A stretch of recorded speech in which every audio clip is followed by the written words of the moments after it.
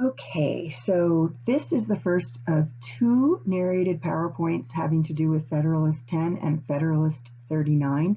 This first one deals with Federalist 10, and I like to call it Madison's Dilemma because Madison wrote Federalist 10, and we think, and it's a really good outline or discussion about the purpose for which we enter into a social contract and what problem the Constitutional Convention was tasked with solving. And in just sort of as an overall perspective, Madison identifies in the Federalist Papers a number of things that are in the United States Constitution that are designed to resolve this problem. This problem being, how do we ensure liberty without how do we ensure order, that people will be safe and that promises will be kept and that property will be protected, et cetera, without giving the government so much power that they can violate our liberty. And in the course of the Federalist Papers, Madison discusses a bunch of features of the Constitution that are designed to keep one group of people from exercising tyrannical power. In your other poli-sci classes, I'm sure you've talked about separation of powers and checks and balances, et cetera. In Federalist 10, Madison essentially discusses one really important concept, which is called a Republican form of government. So that's what I want to discuss in this PowerPoint. I want to kind of walk you through some of what's in Federalist 10. So the first thing that Madison says we have to do in order to understand why the Constitution is written the way it is in terms of creating a Republican form of government is to define the problem that the framers of the Constitution were tasked with solving when they were invited to participate in the Constitutional Convention in 1787. And essentially what the problem boils down to is this: the central government that existed under the Articles of Confederation, which is our first constitution, was too weak. Each state could veto anything that the other 12 states wanted to do. They couldn't change the articles and make them stronger because they needed unanimous consent to do that. Every state coined its own money. The government didn't have the power to raise an army. The government didn't have the power to regulate commerce between the states. And so the states were fighting with one another and imposing tariffs on one another, and the people were not making very much money, and things fell apart pretty quickly. So the central government was too weak. Remember, Hobbes warns us against creating a government that doesn't have enough power. So we did under the Articles of Confederation, despite what Hobbes tells us we should do. But at the same time, we want to avoid giving the government so much power that it can violate the natural liberty of the people, or, as we'll talk about when we talk about Federalist 39, the powers exercised by the states. So you've got a balancing act here. You need to increase the size, increase the power of the national government, but not make the national government so strong that it could interfere with the rights of the people. And one of the things that Madison said we really need to make sure we don't do is create a sort of unitary government where all of the power rests in one body, and that body has sort of absolute power to control the people and to control the states. So this was the task at the Constitutional Convention. The framers recognized that they needed to strengthen the national government, but they also recognized that giving the government too much power is a threat to liberty. So that's the problem. We've got a potential threat to liberty, but we don't want the government to be so weak that it can't get the job done. So Madison acknowledges that the need for liberty. He recognizes, this is actually from Federalist 51, that if people were perfect, we wouldn't need government in the first place. Remember, that goes, sorry, my dog is barking. That goes back to Hobbes, that goes back to Locke, the notion that if everybody would follow the law of nature and not hurt people, then we wouldn't need a government, et cetera. But we know that we are creating a government where flawed individuals are going to be governing other flawed individuals, and we need to make sure that the government isn't given too much power in the first place, but also that there are checks in place to keep the government from abusing its power. So Madison argues that the biggest threat to liberty comes from factions. It comes from groups of people who want things that are different from other groups of people. So that's essentially what a faction is. And Madison argues that factions can threaten liberty when they get so big that they have enough political power to actually control the political process. Small factions are a fly in the ointment, possibly, but usually in a political system where that's either a democracy or, as we'll see, a republic, decisions are made by the majority. And so a small faction is probably not going to be as big a threat to liberty as a large faction, because small factions typically don't have a lot of political power, at least according to Madison. So for Madison, the biggest threat to liberty is large factions. This picture is from the 1960s during the Civil Rights Movement, where the argument was that America's white majority was using its political power to keep people of color from enjoying their natural rights, their right to vote and to participate in the political process more generally, et cetera, to be free from discrimination in the workplace and that kind of thing. So Madison argues that the biggest threat to liberty comes from large factions, because large factions, if they are successful, can control the government and pass laws that violate the rights of the people. Madison calls that the mischiefs of faction. We would call that today tyranny of the majority.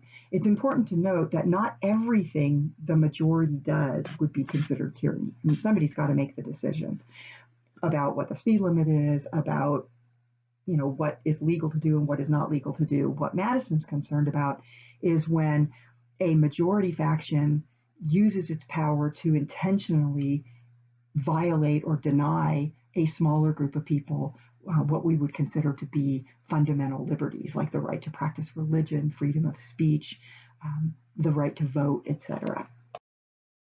So the next thing that Madison tackles is this question of, okay, so we know that factions are a threat. They're a threat to liberty. So what do we do about factions?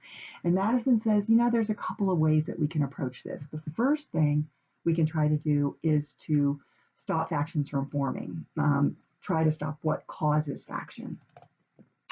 And so Madison says there's actually two ways that we can try to do that. The first is to give this same opinion to everybody, to make everybody feel the same way about everything. Everybody believes in the same religious beliefs. Everybody sees the world the same way. Everybody feels the same way about taxes. Everybody feels the same way about environmental protection. Everybody feels the same way about abortion. Make everybody have the same opinion about everything. The second thing he says we could try to do is eliminate liberty. Factions develop out of freedom. So when you give people the right to practice religion, naturally people are going to want to practice different religions. If you give people the right to own property, then people are going to own different kinds of property. Some people are going to be farmers. Some people are going to be manufacturers. Some people are going to develop intellectual property. Some people are going to be computer developers, et cetera, et cetera. And Madison makes the argument that factions primarily happen because people have differing types of property and differing amounts of property. In fact, in Federalist 10, Madison says that the most common and enduring source of faction everywhere is the unequal distribution of property. So one of the ways that we could get rid of factions is to deny people the right to own property. Or give everybody the same amount of property, keep all the property in the hands of the government, and just let people use little bits of property. Madison says these are all options that we could think about and talk about for getting rid of factions. Madison says that both of these things are a really, really, really bad idea. The first is impossible. You can't give everybody the same opinion. People are human beings, and human beings are rational creatures, and we naturally think about things differently and form different conclusions using our rationality. He says about eliminating liberty that this is worse than having factions. Essentially, Madison argues that that would defeat the purpose for which we created a constitution in the first place. The Constitution is there to create a structure in which people can exercise their liberty. So if we get rid of liberty, that is worse than having factions in the first place. And in fact, Madison, liberty is to faction what air is to fire. So this is a really famous quote from Federalist 10.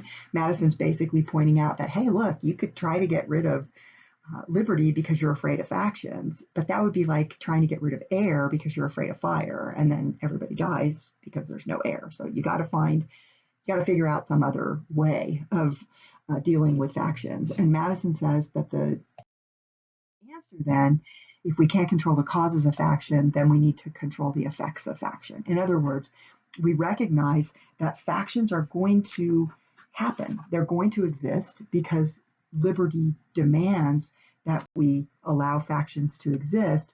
And so what the challenge is to try to keep factions from engaging in what Madison calls mischief, which we would call tyranny of the majority in modern times. And Madison argues that it might seem like, from a political philosophy perspective, that the solution is to establish a democracy.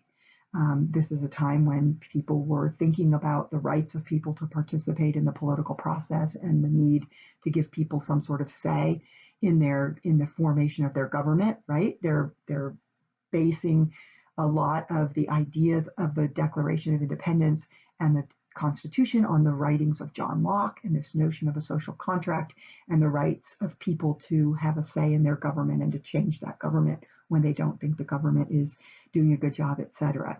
And so Madison says, you might think that democracy is the solution, that all we need to do is put power in the hands of the people, and the people can be trusted to exercise that power appropriately.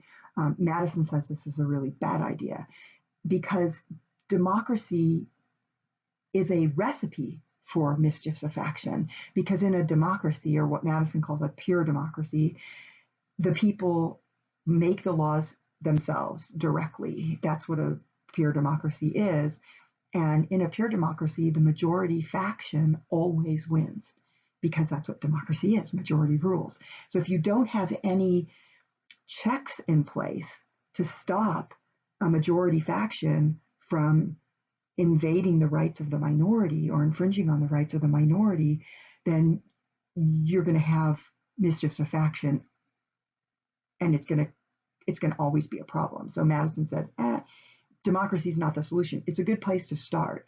The idea of democracy, giving people a right to participate in the structure of their government and the decision making of their government, is a good place to start. But ultimately, democracy is not enough, because it leads to mob rule, it leads to tyranny of the majority.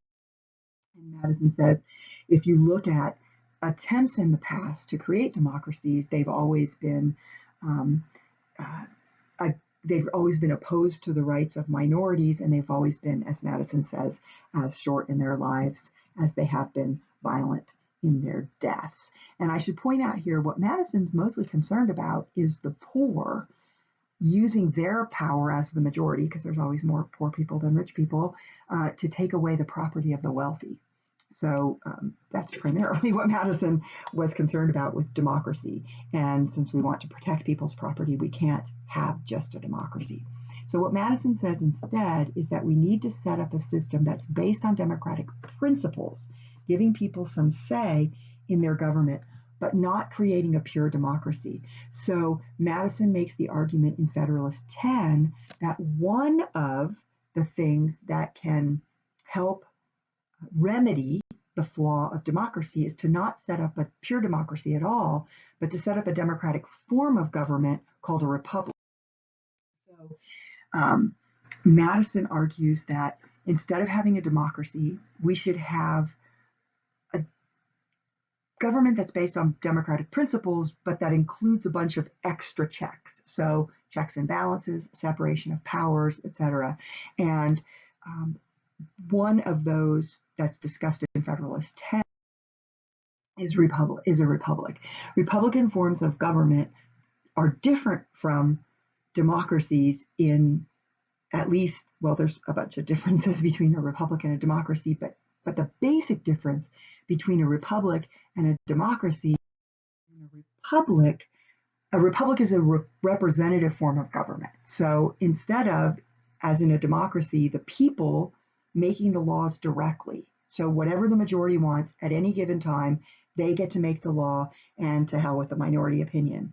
In a republic, the majority is broken into smaller groups, and each of those groups elects one person or one group of people to represent their interests in the legislative process. And so a republic is a representative form of government. So whether the republic is large or whether the republic is small, it's structurally different from a democracy. And Madison argues that just having a republican just in and of itself is going to be better than having a democracy, because in a republic, each representative represents a different group of people. So if this person, this little stick person, represents these people, and this person represents these people, and this person represents these people, then these people are going to represent maybe potentially different factions. And so instead of having one majority faction in the legislative body, you get people who represent lots of different factions,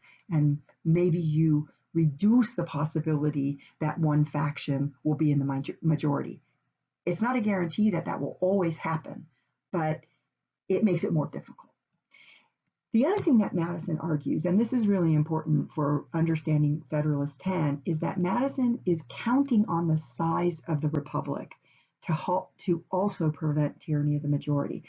And this is really important from a political philosophy perspective, because at the time, the common wisdom, the conventional wisdom was that only small republics could work, because in a small republic, each individual legislator would represent a really small number of people. And so that representative would be likely to know or have access to, be able to reach and talk to all of the people that they're going to be representing. And so in theory, that representative would have a really good idea of what his or her constituents want as a result of the legislative process. And the bigger your republic, the more people each representative has to represent, the less likely you're going to have this really smooth connection between the representative and the people. And that idea that republics need to be really small in order to be representative was the conventional wisdom of the time. So what Madison does is he kind of takes that argument and he turns it on its head. And he says, look, a republic is better than a democracy in general, but what we really should be counting on to stop tyranny of the majority is a large republic instead of a small republic. And we should be really happy that we're going to have a large republic rather than. And so Madison talks about in Federalist 10 a bunch of ways that a large republic is preferable to a small republic. So in general, Republican forms of government filter the passions of the people through the electoral process. So instead of just being able to make new laws anytime we get all excited about stuff, we have to turn to our legislators, who are then tasked with making the law. And the idea is that because those people aren't elected, those people are elected at regularly scheduled times. If the people are all angry, like if the people are all angry right now, the people are all angry about something, well, the election's not till November. That gives us time for cooler heads to prevail. It gives the legislature time to try to come up with some solutions, to compromise with one another, to pass legislation that would solve problems without potentially violating people's rights, etc. So the Republican form of government filters the passions of the people through these elections that result in a smaller, hopefully more enlightened group of people getting elected. A Republican form of government can also work over a larger area geographically than a democracy. In a democracy, everybody has to get together to vote on legislation. And so a democracy would have to be geographically, especially in 1787, relatively small. But since in a republic, groups of people are only electing, say, one person to represent them, it's possible for those people, those few people who are going to get elected to be part of the legislative branch, the House of Representatives, for example, only a few people have to leave their homes, leave their jobs, leave their farms to go and participate in lawmaking, and everybody else gets to stay home and continue doing what they were doing. And so a Republican form of government can work over a larger geographic area. And even for its time, the country, the 13 colonies that are now states forming this United States of America, covers a pretty large geographic area. A large republic, Madison says, provides a better pool of potential leaders. If the more people you have, Madison says, the more likely it is that the people will be able to find a more enlightened statesperson to choose to go to the elected body, so the House of Representatives or the state legislature or whatever. And so the idea is, if each representative represents a lot of people, there's more likelihood that the candidate pool will be full of really qualified people. The smaller the number of people in a district or in any geographic area that's choosing somebody to represent them, the less likely it is that somebody good will be part of that group. So one of the features of the Constitution that's included in Article 1 of the Constitution is that every representative in the House of Representatives must represent at least 30,000 people. 30,000 people is a lot of people in 1787. There is no way one person can know 30,000 people, right? Madison sort of thinks that's a good idea because that will force them to think about what the whole group of people wants without being able to talk to but one faction. Just talking to one small faction of that 30,000 might not give that representative enough of an idea of what the people want. And so the idea is that they'll have to use their own critical thinking and their own rationality and really think about the issue and what would be best for that 30,000 people. I should point out that today, members of the House of Representatives each represent almost 800,000 people. So we have an exceptionally large republic now. But Madison thinks that this is one of the benefits of a large republic. Madison also makes the argument that the larger your republic and the bigger the geographic area that your republic covers, the more people who are going to be in that republic, then you're naturally going to have more factions. And the more factions you have, the less likely it's going to be that one faction is going to be the majority faction. And if there are lots and lots and lots of factions competing for power, then you have less potential for tyranny of the majority. Not zero potential, but less potential, because these factions are all going to be competing with one another. And the idea is that when you have lots of factions and no one faction represents the majority, then they'll have to compromise with one another. Madison didn't take into account the development of political parties. He also didn't take into account the development of a two-party system like we have in the United States, where it is possible for one faction to control the entire government. But he says, hey, we've got to start somewhere. And so we're going to start with this large Republican form of government. So in the next video, I'm going to talk about Federalist 39, but this is sort of generally the argument that Madison makes in Federalist 10. So I hope you understand that. If not, ask me questions.